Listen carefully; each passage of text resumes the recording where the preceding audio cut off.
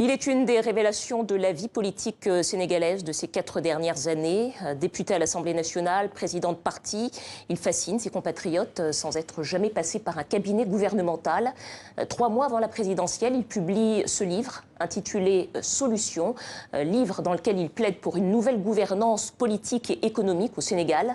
Ousmane Sonko, bonsoir. Bonsoir, madame. Merci d'être avec nous. Alors, vous êtes le président du PASTEF, les Patriotes, parti qui existe depuis 2014, vous êtes député depuis 2017. Et aujourd'hui, vous publiez ce livre, à 3 mois donc, de la présidentielle. Première question, vous ne représentez pas un grand parti politique, vous n'êtes pas un homme riche, vous êtes un haut fonctionnaire, vous avez fait l'ENA. Comment se passe votre pré-campagne ? Ben, je ne suis plus un haut fonctionnaire, je l'étais. Vous l'étiez, vous aviez été radié. J'ai été radié de la fonction publique et nous avons effectivement démarré une carrière politique depuis bientôt 4 ans avec un certain nombre de Sénégalais qui sont retrouvés dans les idées que nous défendons. Et vous l'avez bien dit, nous ne sommes pas riches, mais de toute façon, théoriquement, aucun homme politique au Sénégal ne devait être très très riche, puisque nous savons d'où provient la richesse souvent des hommes politiques en Afrique. C'est de la richesse qui provient du détournement des deniers publics et des caisses du trésor public. La campagne est donc nous difficile, avons la si chance, je comprends nous bien. avons la chance aujourd'hui d'essayer d'impulser une nouvelle dynamique politique basée sur l'offre et sur la production d'idées, sur une vision, mais sur un programme solide et la capacité à convaincre les Sénégalais. Alors et justement, sur ce programme, parce que vous le développez dans ce livre, en effet, vous proposez un sursaut patriotique qui est organisé sur un triptyque. Quels sont les 3 points de ce programme ? Oui, nous avons présenté aux Sénégalais une vision qui retrace nos préoccupations aussi bien sur la question économique d'abord, qui est une question extrêmement importante, ensuite sur les réformes qui doivent accompagner cette vision politique, et enfin sur un certain nombre de points liés à la gouvernance publique. Nous avons considéré que l'un des problèmes fondamentaux que nous avons dans nos pays, c'est d'abord sur la question politique, une inversion de nos systèmes politiques qui font que, pour le cas particulier du Sénégal, nous avons une économie tertiarisée, mais dominée largement par des intérêts étrangers, ce qui fait qu'au Sénégal, depuis quelques années, on nous parle de taux de croissance qui dépasse 6%, mais la pauvreté n'a pas pour autant reculé. Il n'y a pas de création d'emplois parce qu'effectivement, cette croissance est extravertie et sort du pays. Il y a également la question du modèle économique qui fait que, par exemple, vous voyez qu'au Sénégal, il n'y a pas de tissu industriel. Nous avons une économie construite autour du secteur tertiaire, donc les banques, les assurances, le commerce, une inversion. Or, nous considérons que dans la dynamique de développement de tous les pays, le passage par la transformation et donc le secteur industriel est extrêmement important.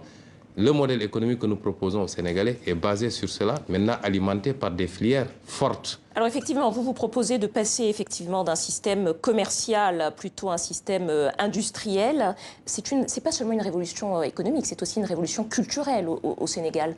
Comment est-ce que vous comptez, si vous êtes élu, comment est-ce que vous comptez opérer cette révolution culturelle ? Vous savez, madame, ma conviction, c'est qu'on ne reprend pas l'histoire, on ne crée absolument rien.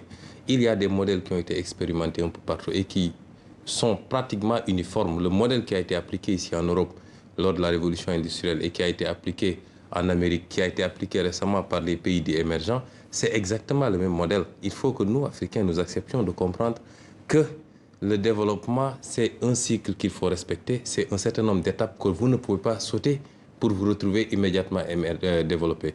Et dans l'implémentation, je pense que c'est aux gouvernants de définir un programme et une vision et d'orienter les peuples. Ce qu'aujourd'hui, par exemple, Paul Kagame est en train d'expérimenter au Rwanda avec plus ou moins de succès, c'est parce qu'il y a eu le leadership qu'il fallait et qui oriente les peuples vers ces nouveaux modèles, qui oriente les peuples vers ces nouvelles préoccupations, évidemment avec la formation à la base, l'éducation, mais également avec un certain nombre de principes qu'il faut appliquer quand il s'agit de la gouvernance Alors, publique. en quelques mots, parce que c'est quelque chose de très important dans ce livre, vos trois points, c'est le patriotisme, vous dites le travail, l'éthique, parce qu'en réalité, vous parlez de mal-développement pour le Sénégal, alors que le Sénégal est généralement loué pour son taux de croissance, pour sa stabilité politique. Qu'est-ce qui vous fait dire que... Pourquoi est-ce que vous dites que le Sénégal va mal ? Mais madame, vous savez très bien que le Sénégal est classé parmi les 25 pays les plus pauvres du monde. Ça suffit comme indicateur. Le Sénégal est l'un des pays les plus endettés. Le Sénégal enregistre un taux d'insécurité alimentaire constant de plus de 16%. Le Sénégal a un système sanitaire qui est complètement par terre, un système éducatif qui n'existe quasiment plus.